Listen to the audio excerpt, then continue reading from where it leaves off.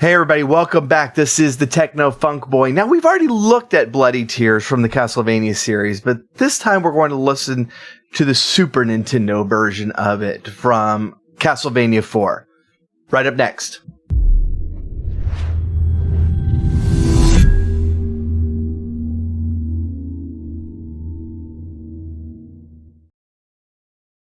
Greetings all. So it has been a little while. I gotta tell you, I've already recorded this video once.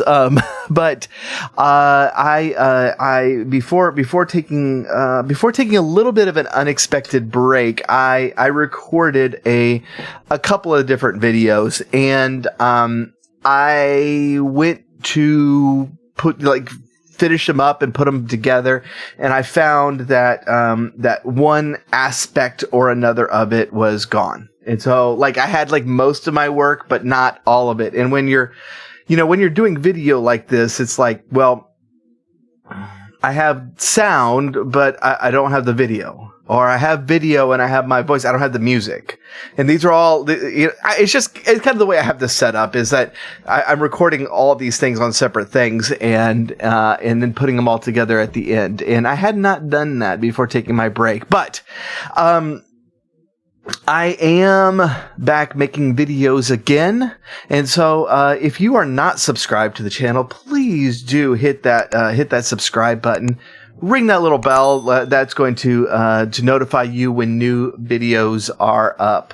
And if I have a couple of songs that I need to work through, but if you have ideas for retro gaming songs that I need to kind of rip apart as I do, throw those in the comment section. I really do appreciate it. And so I'm not sure exactly what pace I'm going to be getting back into things, but rest assured I will have some videos upcoming. So let's kind of get into this. We're going back to Castlevania. The last video I did was on Bloody Tears, but we did the original Simon's Quest version of it. And I said then that I intended this to be my next video, and I said that because I was recording that video right after I finished the other one. And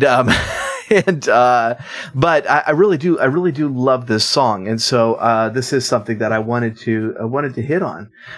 So let's go ahead and let's listen to the whole thing at once, and then we'll rip it apart a little bit.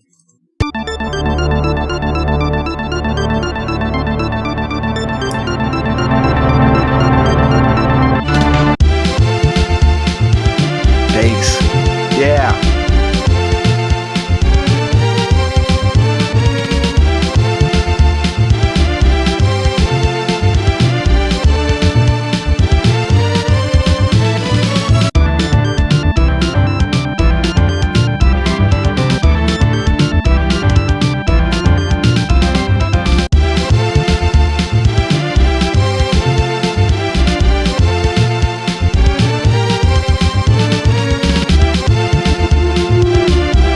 Hear that? That's good.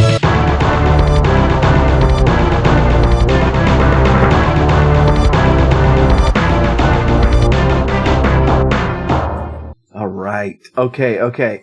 So, there's a couple of things that we're going to notice right off the bat. First of all, there are some additions here from the original NES version, which of course the NES version is much more limited of a sound chip than the SNES, and so had to do more tricks to fill out the sound than you have to do on the SNES.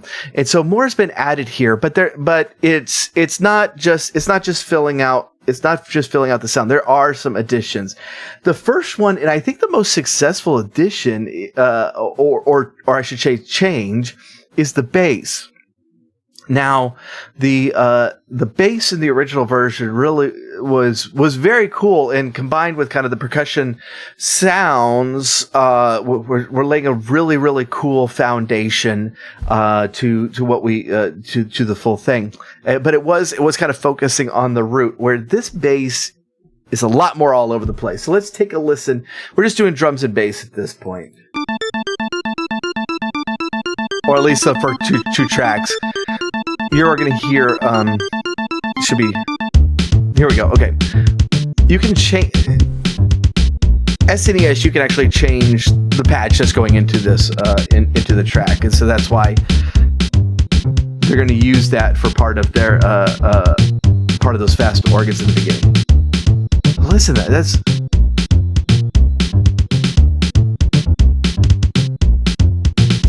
That's really cool.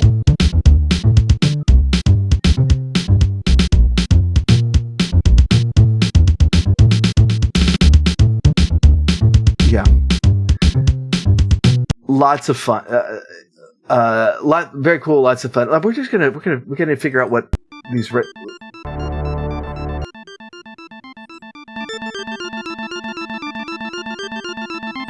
Okay, hold on. We gotta check that out. All right. There's actually two tracks doing that little opening, but it's actually creating kind of a delay effect on it. Let me just play one. You hear it? Now with both of them, you kind of hear that quick delay on it.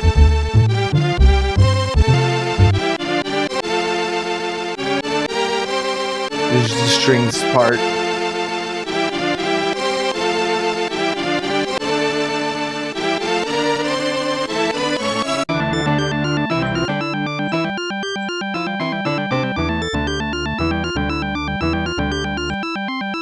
Okay, all right. These are three separate tracks, and we're going to need to get through that opening a little bit first. There's three separate tracks doing the strings here. Actually, it's four. Sorry. Even if you cut out a couple of them, you get the point, right? But these last two, a lot of reverb on that, right?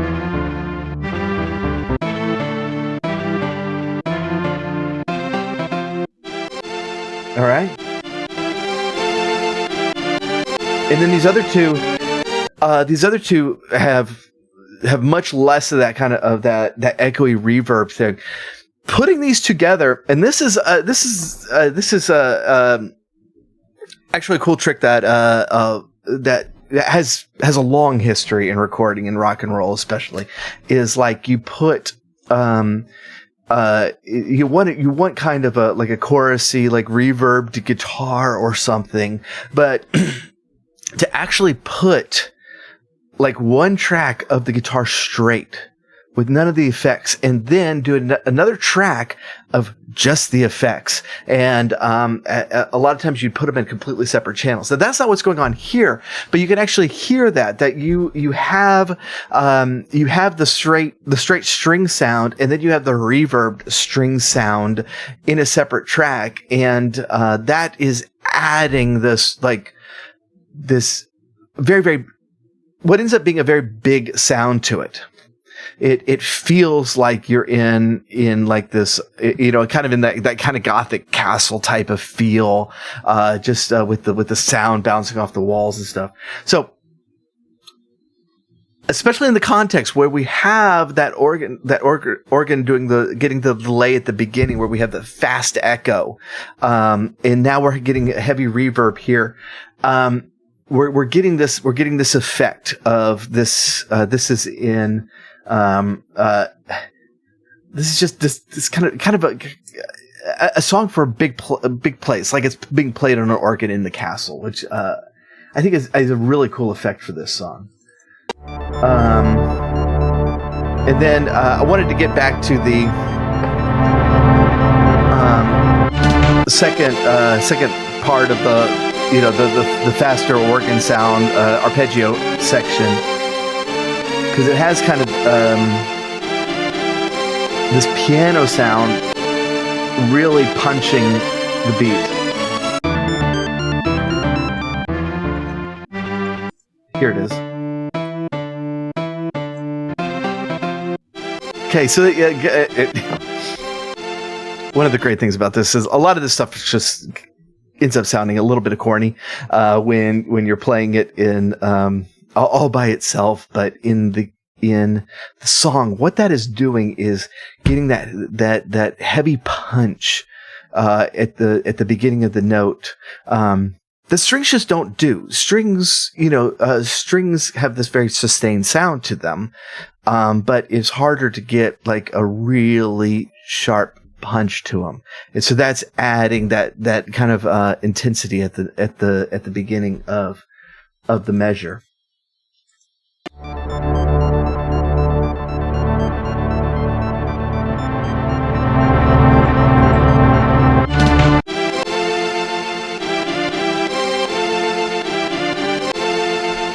I'll get into the second cycle, because this is when, in the second cycle is when we're starting to add more stuff to it.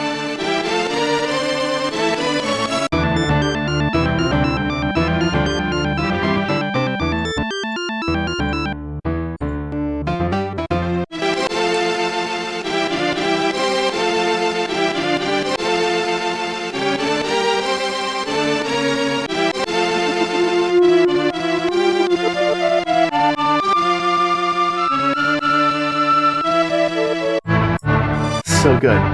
Oh, look at this. Listen to swells.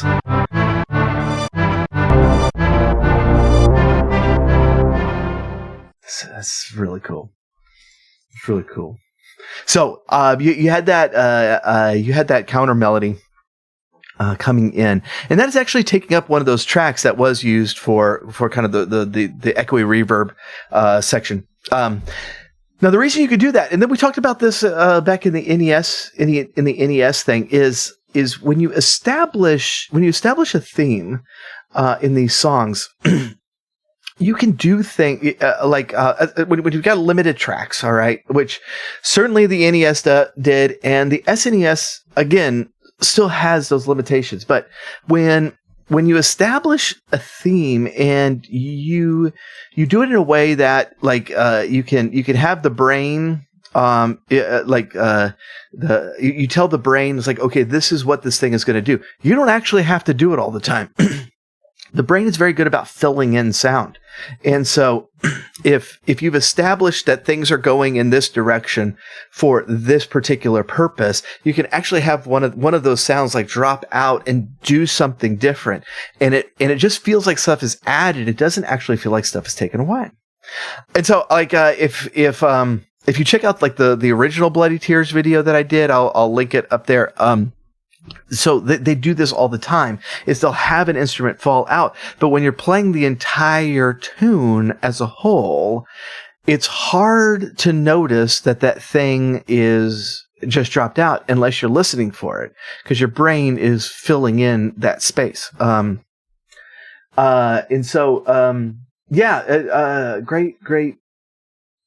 Great stuff. Let's kind of listen to the whole thing again and see how all this kind of fits together. I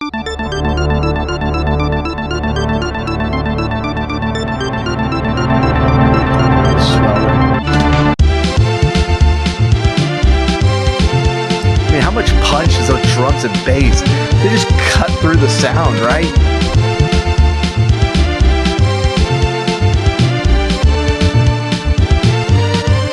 Now this is kind of the piano sound. Hear it?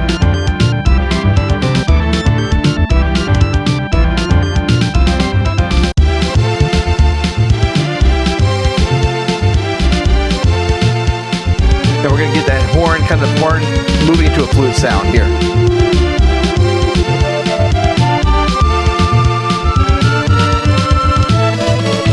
And that is in the right channel if you are like listening to it on headphones.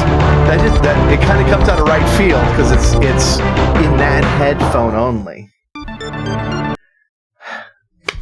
I love this version. First of all, this is just a classic song. This is just a great piece of video game music. I love this version of it. I love what they've added. It's hard, the NES version is so good that I wouldn't necessarily say I like this one better. But the stuff it adds, I like. I like that new bass part. I like that little horn fill at the end, horn flute fill thing at the end. think it's really, really cool. So that is Bloody Tears SNES version. Great stuff. So again, it would help me out a lot if you haven't subscribed, to please subscribe. I got a couple of songs that I'm going to be working on videos for soon. Not sure exactly when they'll be out, but my YouTube break is done and I'm back to work. And so I really would appreciate the support. Otherwise, you can, if you want to connect with me in other ways, the link to the Discord server is down below. I do have a new song out of my own. It's called "Rolling Through the Realms." It is a theme song for a podcast that I did, and I love it. I love the song. I love the podcast. But you can find that in all the places under the band Techno Funk Boy. I do have quite a bit of music out now, and I should have more stuff out before the end of the year. And so, please, yeah, if you can, if you're so inclined to favorite me on whatever service you use to stream music, I would really appreciate that as well. Until next time, see you then.